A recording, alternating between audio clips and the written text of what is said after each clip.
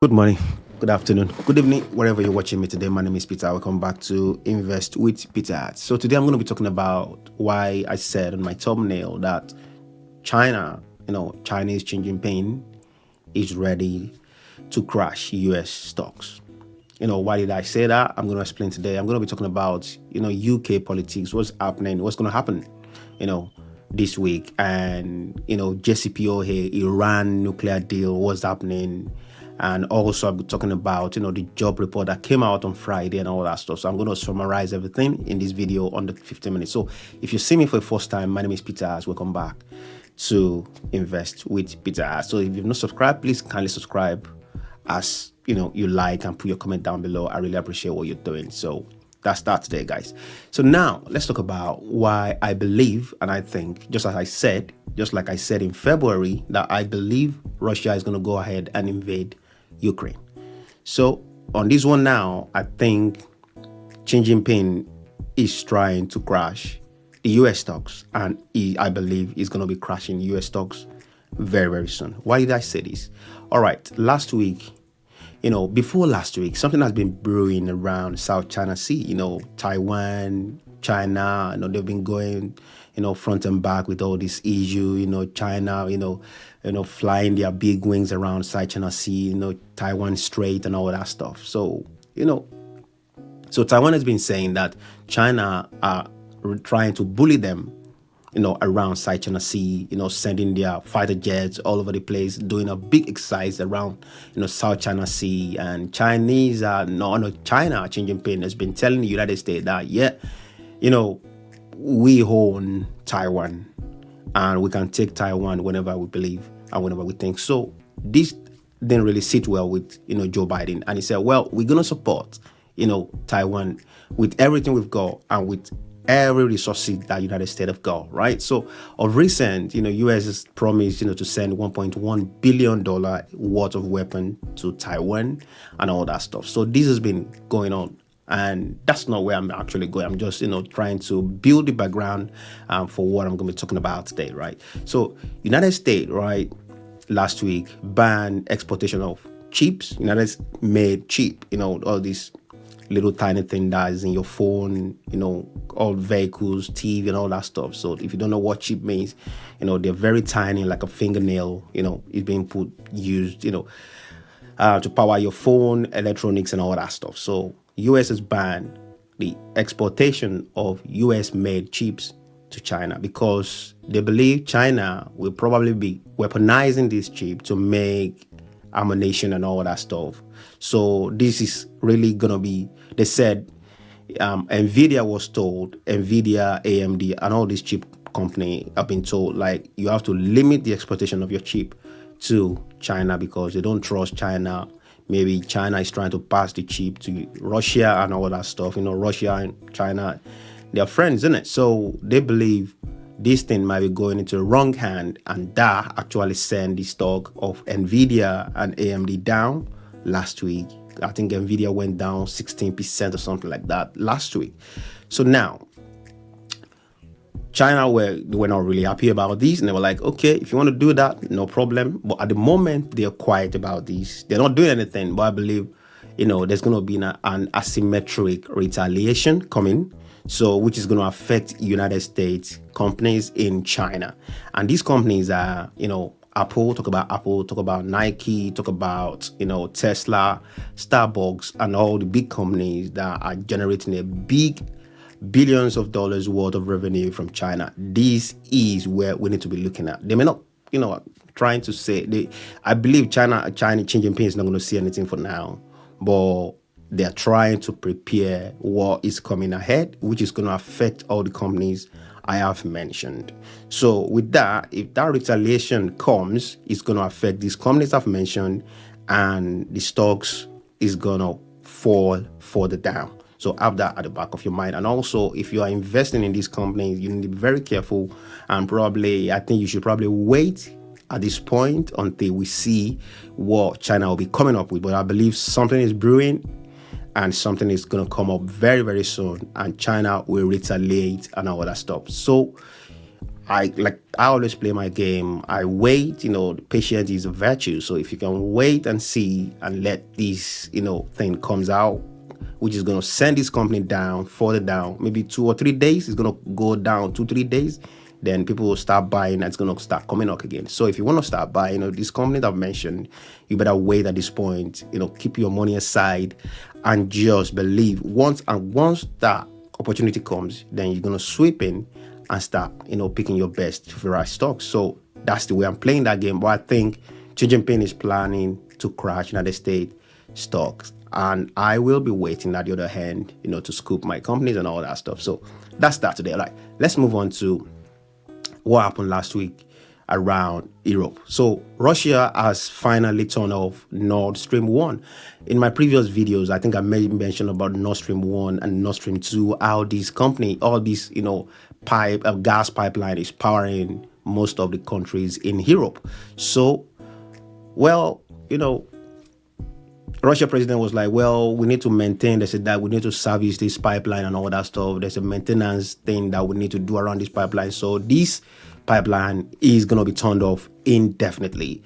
Well, that sent a shock down the spine of European countries like Germany, France, Denmark, Netherlands, and all these countries. Like, wow, the only pipeline that is sending the remaining 20% that Russia is passing to Europe has been shut down. So it's going to be a cold, winter for Europe. We don't know what's going to happen, but well, United States friends, just pray for us, we that we're in Europe at this point, because the way these things are going down is going to affect everyone in Europe and all that stuff. So that's how it's planning. But people think, well, like Russian president is trying to weaponize this against the sanction that was placed on him and all that stuff. So that's the story. So, well, at this point, I think to benefit from what is happening, there's this company I'm going to be telling you that actually produce liquefied gas. So the company is LNG, is United States based company. So if it goes that way, if the winter becomes very dark for Europe, there's going to be countries like Japan, United States sending liquefied gas to Europe. So the company producing these, the company that will be at the other end of these, is where we should be looking at to invest. And that is where big money is going to be made during the winter and during, the downturn, of around this issue. So I believe if you want to look at a company that will be doing well around this time is LNG. That's the ticker symbol, LNG. Have a look, do your research, and check it out yourself. So I'm not going to be talking much on that. So let's go to what's happening to Iran nuclear deal. If you understand the JCPOA deal that Donald Trump actually crushed in 2018. Donald Trump he said, well, that deal was the wrong deal. The United States will stay away from it. So US and Europe are trying to rally around Iran at this point just because they need more oil to be flooded into the economy and all that stuff. So they need more oil from Iran, and Iran is asking for a price, and that the price is the JCPOA Iran nuclear deal. If you want to understand this, please go do your research, watch YouTube. You can understand what that means. So this new deal so Iran was saying, well, if you want us to pump at least millions of barrels a day to help you guys suffering, we need to revisit the nuclear deal. And that nuclear deal, what does that? Okay, the nuclear deal comprises of the issue around that the nuclear deal is limiting Iran to the amount of uranium they're going to be producing, because the rate at which Iran is producing uranium, which is used for nuclear weapon, is very high. So they're trying to limit the way at the amounts of uranium being produced. So, but Israel is not really happy about this. They don't want Iran to have their hands on a nuclear weapon, because they believe once Iran has his hand on nuclear weapon, it's going to be Israel that will be the first casualty of that. So there's going to be a bit of lobbying and all that stuff. But European Union now, they're trying to rescue themselves, that we need Iranian oil, and also Iran is asking for a price. Let's get out with this deal. We need to produce our uranium, but limited. But we don't want any other government from United States to stop this. So we need to make it a way where it cannot be stopped in the United future and all that stuff. So that's that. Anyway, so if that deal's been signed, expect oil price to go down. And if you're investing in oil, well, be very careful. You need to be watching out, be looking at these companies. I sold all my oil company. I sold my Chevron, BP, and all that stuff. But if you are still invested, I sold my Devon as well. So if you're still invested, you need to be watching out and look at when to bug out, because if not, you're gonna get caught and price of oil is going to go down if Iran decide to start pumping oil. And that's that. So let's go to the job report that came out on Friday. Job report came out on Friday at 315,000 jobs. So August added 315,000, and that was better than expected. Expected number was 298k, but it came out 315,000. So labor market is still solid, and I believe the Feds, they still believe, well, I think labor market is still doing well. So the market rallied a little bit, but still, went back down just because of, the crisis around China going on lockdown again, zero tolerance on COVID and all that stuff, brought the market down on Friday. But at the moment, I still believe the labor market is still doing fine. So the only problem is gonna be when August CPI comes out on September the 13th. If it comes out better than expectation, then market is gonna rally again. But if it come out very high, then FOMC comes out on September the 21st, I believe, and they're going to have their meeting, 2 days meeting on 21st of September. They're going to be telling us if we're going to be having a 75 basis point or 50 basis point interest rate. So I believe they're still going to go with 50. And I think the CPI will probably be around 8.4 or 8.5, at most 8.6 for August CPI. So let's look around, and I think, because if it comes out hot, then expect September to be a red month in the stock market. And from history, like I said, September has always been a down month for the stock market. So now let's talk about UK a little bit. UK is not officially in a recession, but technically in a recession, right? Not officially in a recession, but technically in a recession, because gas prices gone up, and people are going to be paying more during the winter and all that stuff.